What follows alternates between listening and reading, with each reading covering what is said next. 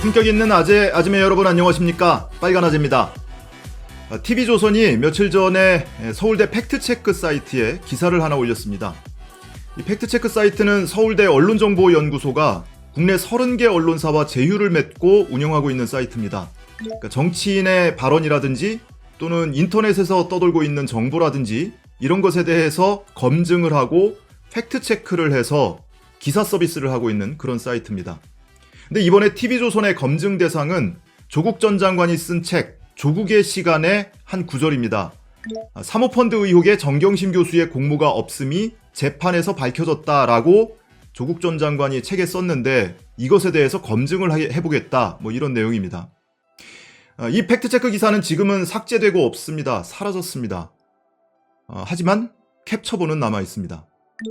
자, TV조선은 조국 전 법무부 장관이 지난 27일 발간한 저서 조국의 시간에서 주장한 내용을 법원 판결문과 비교해보겠다라면서 결론을 내렸습니다. 전혀 사실 아님.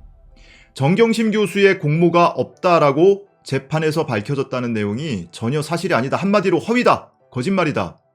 이런 얘기를 하고 있는 겁니다. 자, 검증 내용으로 들어가면 세 가지를 적어놓고 있어요. 근데 의외입니다. 사모펀드와 관련해서 검증을 한다고 했는데 첫 번째가 자녀 입시 비리. 정경심 교수가 유죄 판결을 받았다라는 내용이고요. 그리고 세 번째로 웅동학원. 조국 전 장관 동생이 웅동학원 관련한 혐의에서 유죄를 받았다. 뭐 이런 내용입니다. 사모펀드와 관련해서 두 번째 단락에 있는데 조 전 장관은 사모펀드 의혹에 정 교수의 공모가 없음이 재판에서 밝혀졌다고 책에 썼습니다. 그러나 재판부는 판결문에 정 교수가 사모펀드 핵심 인물인 조 전 장관 오촌 조카와 공모를 해서 증거인멸을 교사했다. 사모펀드 의혹 대응 방안을 협의했다고 적었습니다. 이렇게 팩트체크를 해놨습니다. 그리고 그 뒤에 변호사의 워딩을 인용해놨는데요. 다른 사람도 아니고 서울법대 형법교수가 이런 식으로 책 내는 건 형사재판과 관련해서 마땅치 않다는 생각이 들고 라는 발언을 이렇게 인용을 해놨습니다. 사모펀드 관련해서 조국 전 장관이 책에 쓴 구절을 팩트체크하겠다고 했는데 검증 내용에 왜 자녀 입시 비리가 나오고 웅동학원이 나오는지 모르겠습니다. 그리고 사모펀드라고 써놓고 증거인멸 교사 혐의에 대해서 언급을 하고 있어요. 자, 검증 결과로 가보죠. 판결문 검토 결과 정 교수가 조 전 장관의 오촌 조카와 증거인멸을 교사했다는 내용을 확인할 수 있으므로 조 전 장관이 사모펀드 의혹에 정경심 교수의 공모가 없음이 재판에서 밝혀졌다고 말한 것은 전혀 사실 아니므로 결론 내리겠습니다. 이렇게 썼습니다. 참으로 신박한 3단 논법 아니겠습니까? 정경심 교수의 입시비리 혐의가 유죄다. 동생의 웅동학원 관련 혐의가 유죄다. 그런데 정경심 교수의 증거인멸 교사 혐의가 유죄를 받았기 때문에 사모펀드 관련해서는 유죄다. 공모했다. 이런 결론을 내리고 있는 겁니다. 제가 난독증이 있어서 그런가요? 이 기사를 도저히 이해를 할 수가 없습니다. 다른 분도 마찬가지였던 모양이에요. 제 구독자 중에 한 분인데 네티즌 한 분이 이 기사 밑에 댓글을 하나 달았었습니다. 질문에 답해주세요. 첫 번째, 사모펀드 의혹이라며 자녀 입시 비리와 웅동학원 얘기는 왜 나오는 건가요? 두 번째, 1심 판결문에 나온 결과 사모펀드 의혹 관련하여 정경심 교수에게 유죄가 선고되었나요? 그리고 세 번째, 이 인터뷰에 인용한 이 변호사가 누구이며 그분의 말은 신뢰할 만한가요? 이렇게 세 문장에 댓글을 달았습니다. 이 댓글이 달린 지 얼마 지나지 않아서 이 TV조선의 팩트체크 기사는 삭제됐습니다. 제가 이 팩트체크 센터에 직접 확인을 해봤는데요. 언론사 요청에 의해서 삭제가 됐다고 합니다.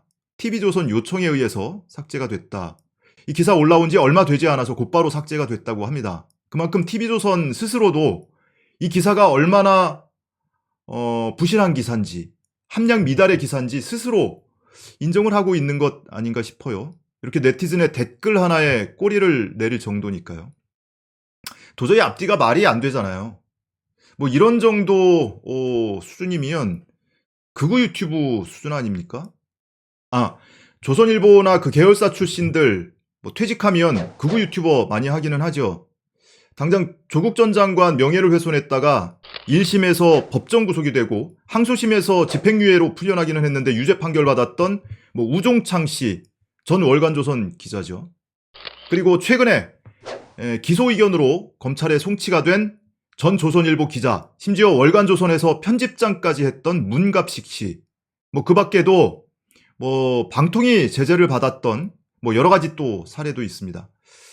어쨌든 TV조선의 검증 결과는 사모펀드 의혹에 정경심 교수의 공모가 없음이 재판에서 밝혀졌다라고 말한 부분에 대해서 전혀 사실 아니다.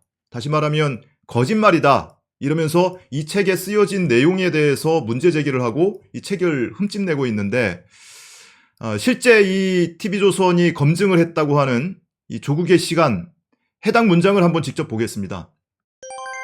2020년 6월 30일 오촌조카 조범동의 1심 재판부인 서울중앙지방법원 형사합의 24부는 이 사건은 권력형 비리가 아니고 나나 내 가족이 이 펀드의 소유자나 운영자가 아님을 확인했다.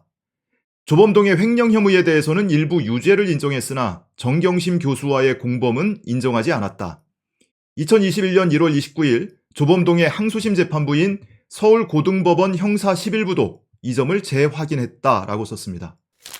자, 그리고 이어서 2020년 12월 23일 서울중앙지방법원 형사합의 25-1부는 정 교수에게 입시비리 등 유죄를 인정하며 실형 4년의 중형을 선고하면서도 사모펀드 관련 횡령에 대해서는 무죄를 선고했다. 이게 정확한 책에 담겨 있는 내용입니다.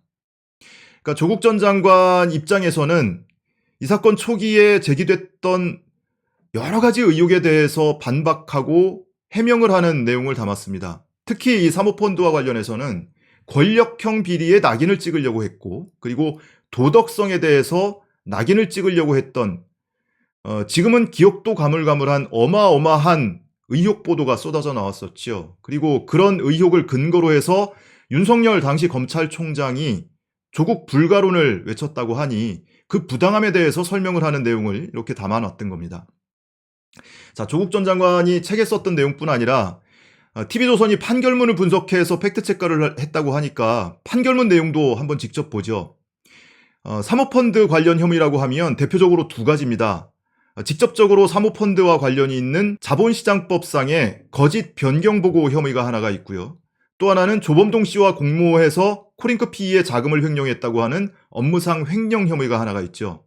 직접적으로 사모펀드와 관련 있는 혐의는 거짓 변경보고 혐의 정도가 될 겁니다. 자, 해당 부분 판결문 먼저 보시죠. 조범동 씨 1심 판결문 내용입니다.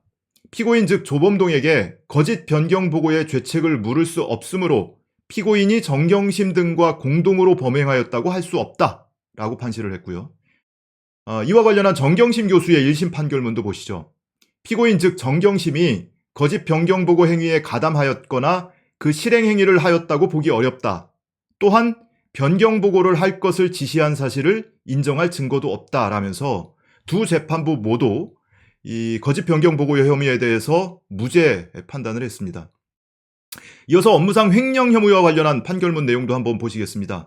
조범동 씨 1심 판결문입니다. 정경심 교수 등이 횡령 혐의에 적극적으로 가담한 것이라고 평가하기 어렵다. 그리고 피고인이 정경심 등과 공동으로 범행하였다고 할 수 없다라면서 공모 혐의를 부인했죠. 그리고 정경심 교수의 1심 판결문도 보시면 피고인 즉 정경심이 조범동과 공모하여 1차로 지급된 5억 원에 상응하는 7,800여만 원을 횡령하지 않았다는 변호인의 주장은 타당하므로 이를 받아들인다.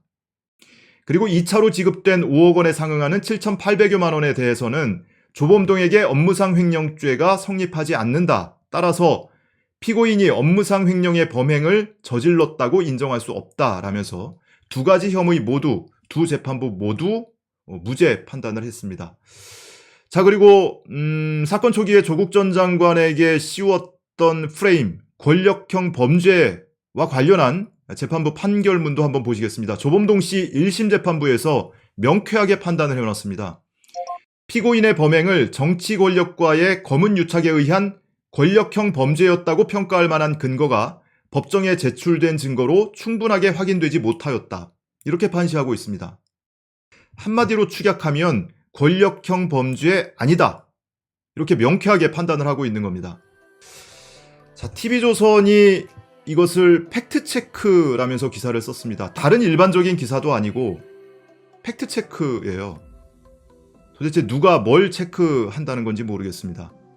이렇게 무리한 기사를 올렸다가 얼마 못 가고 곧 스스로 삭제한 이유.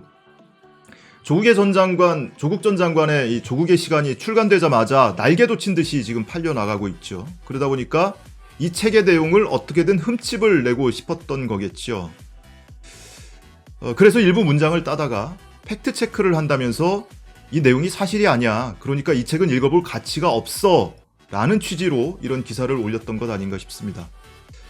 자, 그럼에도 불구하고 이 조국의 시간은 판매량 27만 부를 넘어서 밀리언셀러를 향해서 지금 이 시간에도 뚜벅뚜벅 가고 있습니다.